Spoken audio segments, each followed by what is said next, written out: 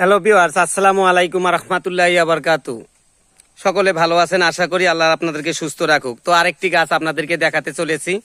এই যে এই গাছটি দেখতে পাচ্ছেন, এইটি হলো গাছটি মানুষের মদ ভুলে দেয়। যাদের মদ ভুলে যদি কেউ বলে যে এই ছেলেটা খুব বকবগায়, তো একে বশ করার প্রয়োজন, একে বশ করার প্রয়োজন। এই গাছটির নাম বশ গাছ বলে পরিচিত।